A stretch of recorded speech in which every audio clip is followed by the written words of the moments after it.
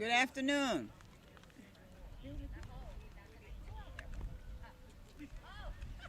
Good afternoon, and thank you all for being here today. I want to thank my colleagues who've joined me to fight for equal pay for black women. To Senator Blunt Rochester, one of my two black women in the Senate, for introducing the Women's Equal Pay Day resolution in the Senate.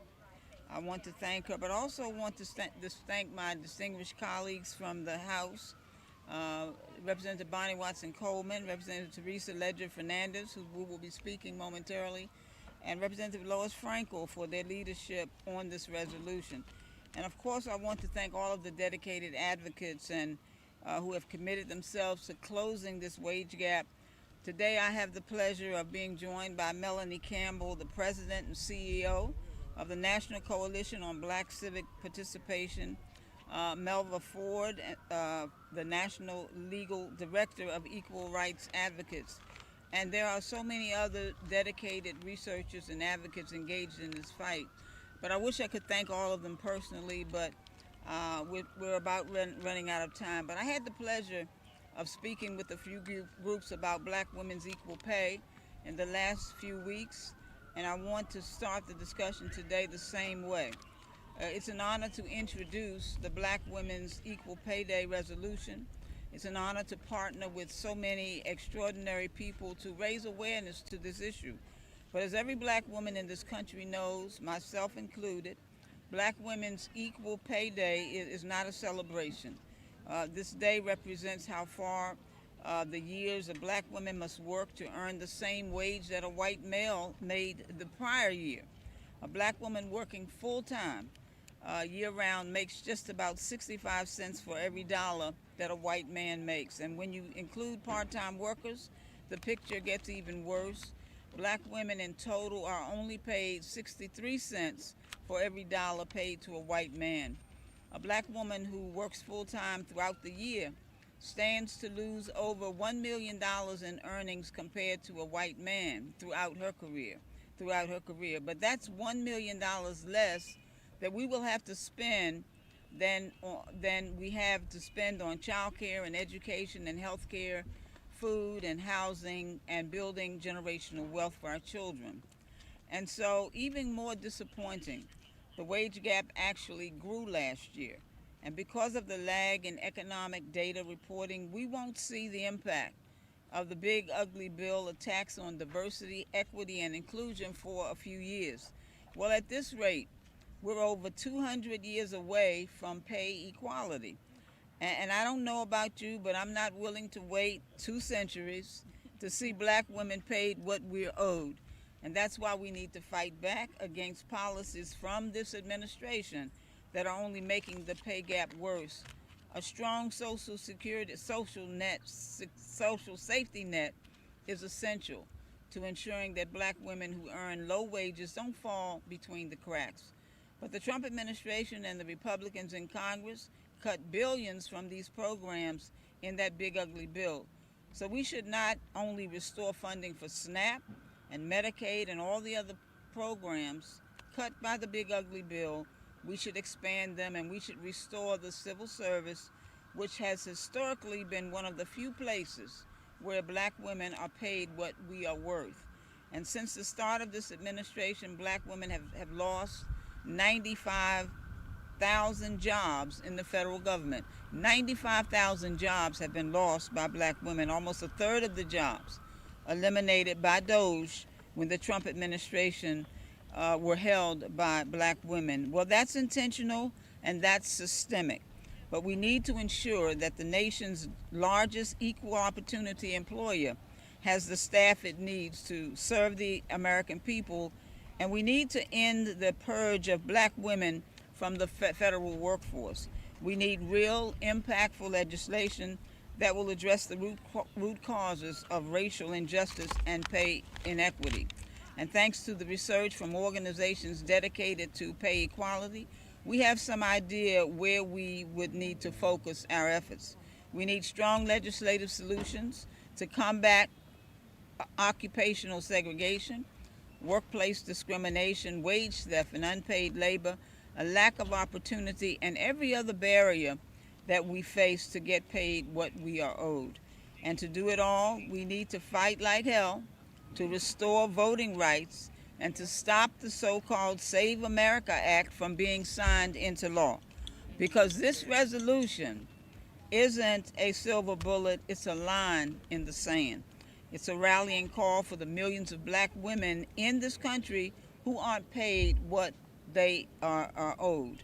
It's a reminder that of the old age saga that we hear, whether or not you are interested in politics, politics is interested in you. And so it's a mirror held to the face of the nation that claims to provide equal opportunity for the pursuit of happiness. So I hope the Black Women's Equal Pay Day resolution this year, more than ever before, will be a call to action for the millions of black women in this country who aren't paid what we are owed. Because black women aren't asking for special treatment. We're asking for a fair day's pay for a hard day's work. And as I said before, the resolution will not solve the pay gap, but it will call attention to the crisis, and that's exactly what we want to do. James Baldwin reminded us not everything that is faced can be changed, but nothing can be changed until it is faced. So we're facing this issue today, and we'll continue to do that. I hope this resolution can help us directly face the crisis of unequal pay. I want to thank everyone again for joining us, and I want now to introduce Congresswoman Lois Frankel. Okay. Also my artist friend. Right. Thank you so much. Thank you, everyone. Thank you, Representative Adams, and to my colleagues who were here. And thank you so much for really, in a very articulate way, just laying out why we're here today. And I am honored to be part of this resolution as we recognize Black Women's Equal Pay Day and our commitment to the very simple principle that a hard day's work deserves a fair day's pay. I'm going to start with some very simple questions. Does a landlord charge a black woman less money? No. No. Okay. No. Good. I'm trying to hear. Yeah. Okay. Does a grocery store charge black women less? No. Actually, more. Do utility bills come with a discount for black women? No. And do black women work any less hard? Absolutely not. No. Right. So how can anyone justify paying black women less? And yet, so sadly, yesterday was July 21st. It marked the 202nd day of 2026, or as I like to call it, Black Women's Unequal Pay Day. Because women had to work 202 days into 2026 just to earn what a white man earned by December 31st, 2025. That is, I think it's shocking. This is America. It is shocking. 202 days more a black woman had to work to catch up with the salary of a white man who's doing a very similar job, 6.5 extra months.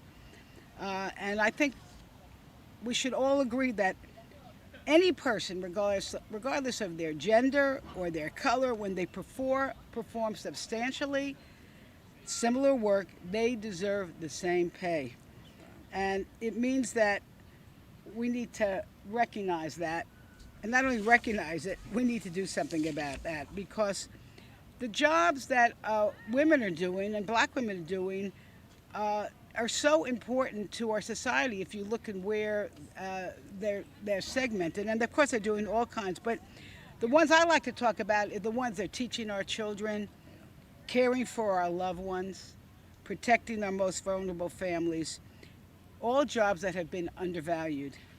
And I would suggest simply because women have filled them. And that's not all, as my colleague, Representative Adams said.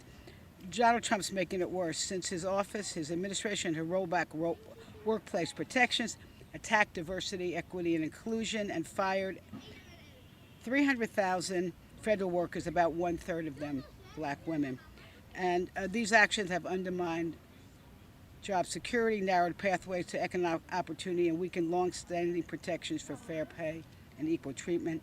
So, listen, not only must this Congress guarantee equal pay for equal work, but as you said, we need to be investing in the tools that women need to be successful in the workplace, whether it's affordable child care, affordable access to health care, affordable access to housing. So I think today we're all committed to say that equal pay is more than a slogan. And it's about whether a woman who works just as hard as a man can enjoy a good quality of life, pay her bills, take care of her family, and build financial security so she can retire with dignity. It's time to close the wage gap, time to value black women's work, and it's time to make sure that every mother, every daughter, every sister, every grandmother, and every woman in America, including our black women, That's of right. course, is paid what they have earned.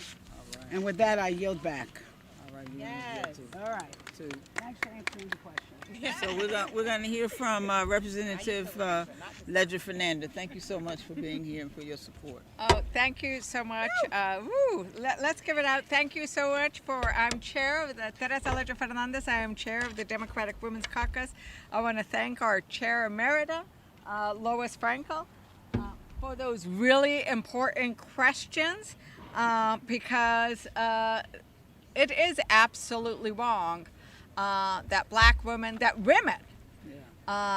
don't earn the same as men, even though we sometimes pay more and we know we work harder.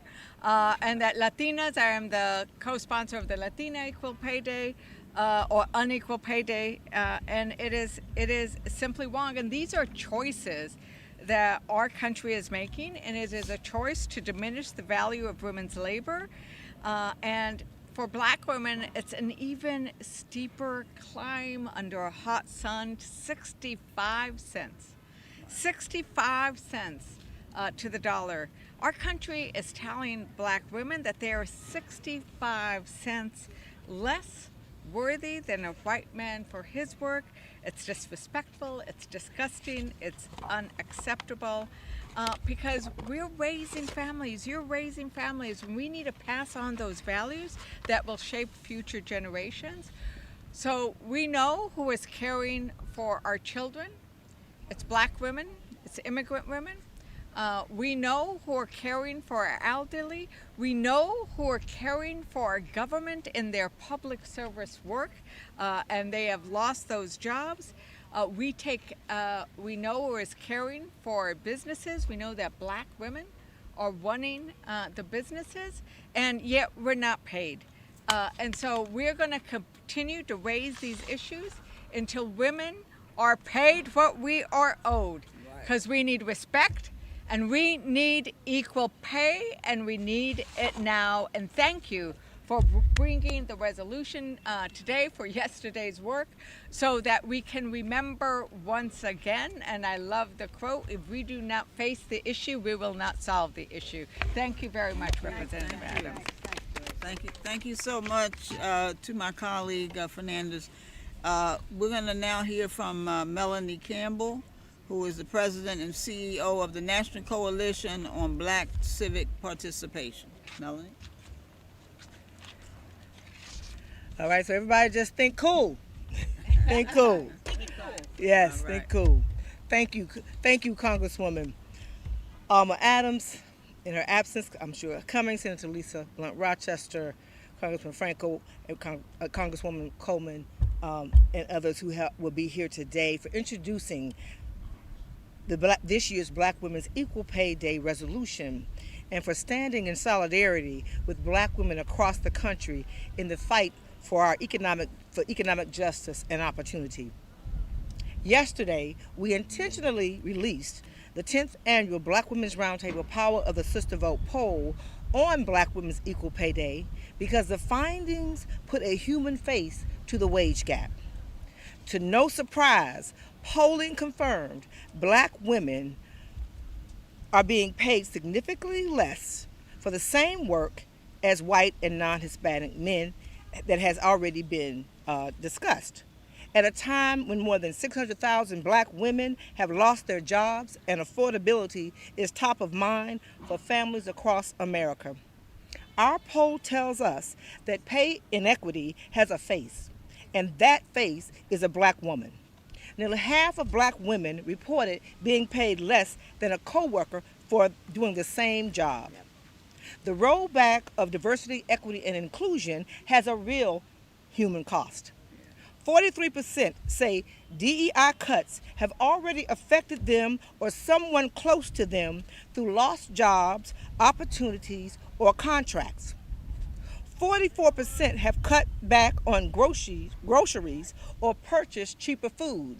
And when we purchase cheaper food, that means you're not purchasing most of the times quality nutrition that's needed. 38% say their wages are not keeping pace with the rising cost of living. But there is hope.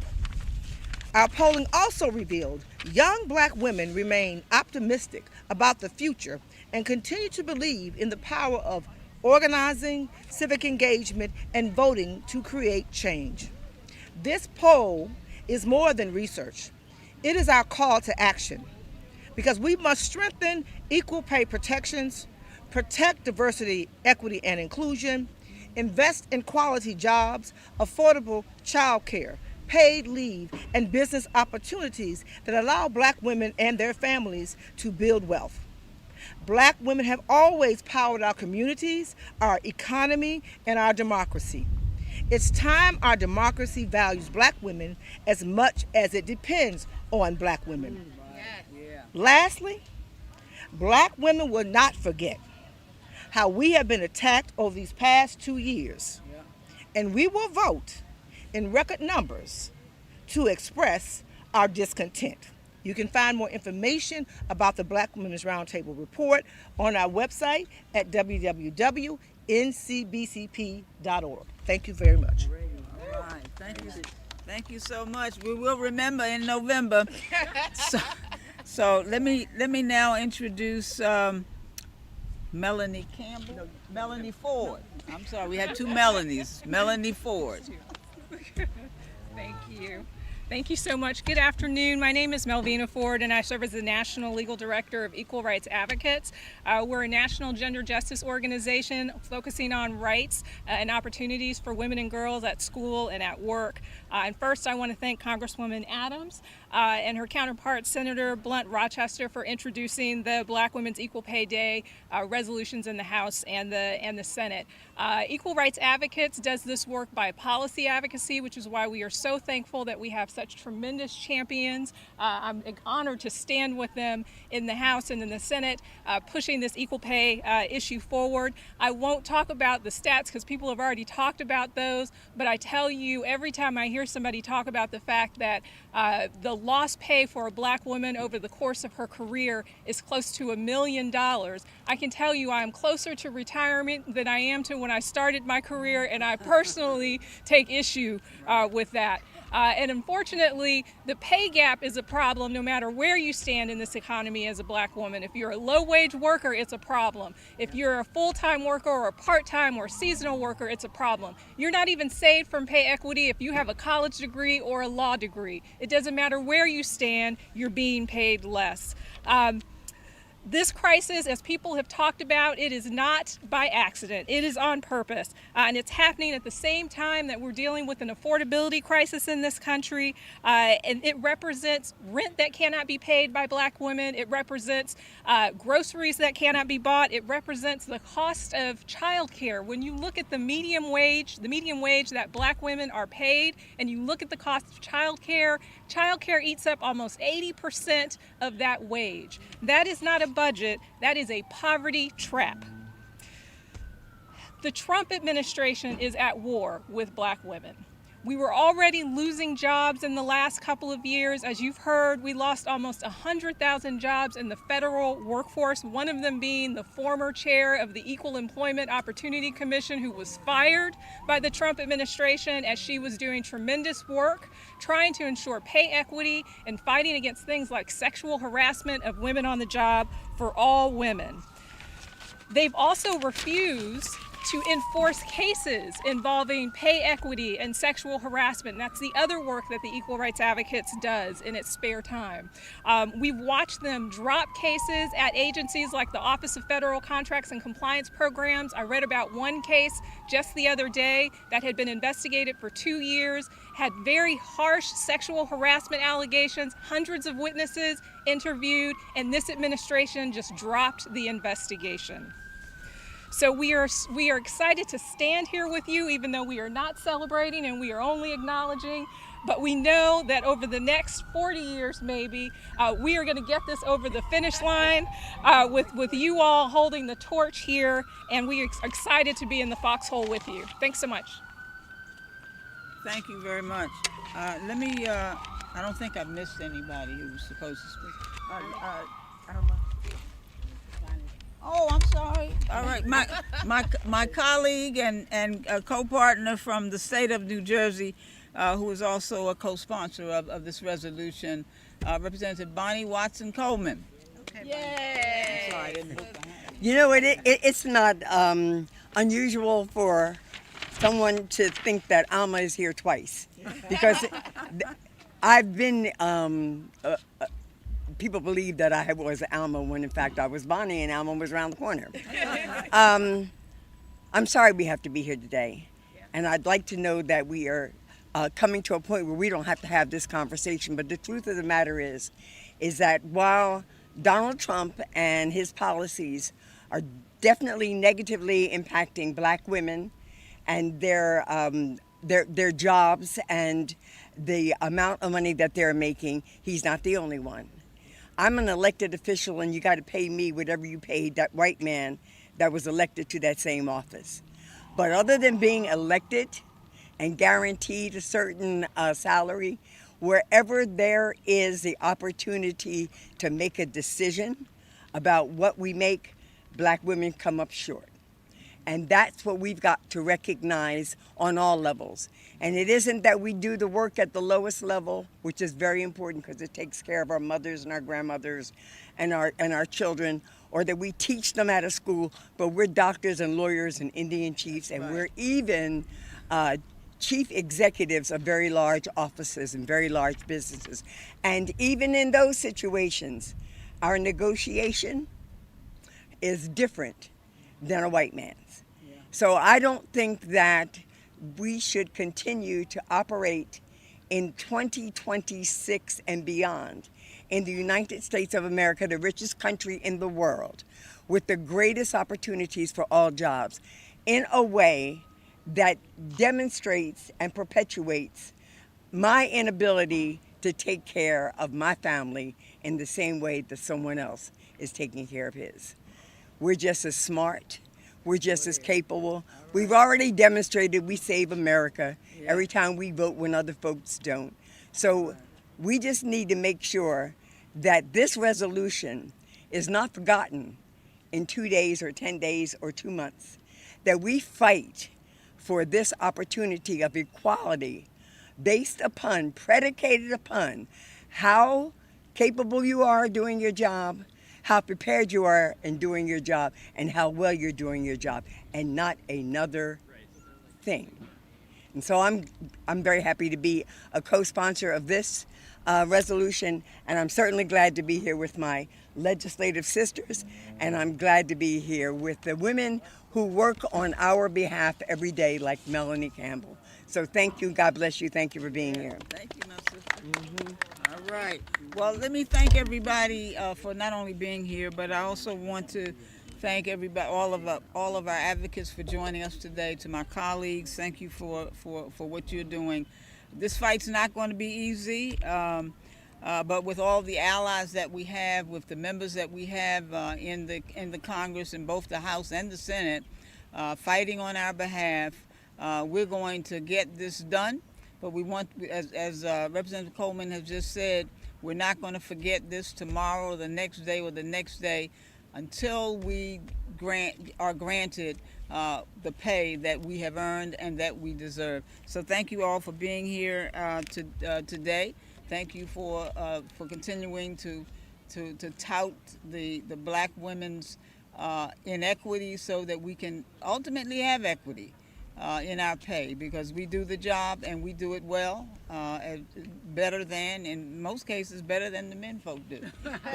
But thank you all to all of my sisters and everybody else who came out today. And if you have any questions, we'll try to answer them. If not, thank you so much. It's hot.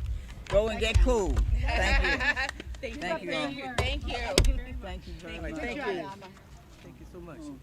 Thanks for including me. Yes. Nice to see you, ladies. Ladies, can I get a photo with just you all right here? Is that okay? Yeah, let's do it.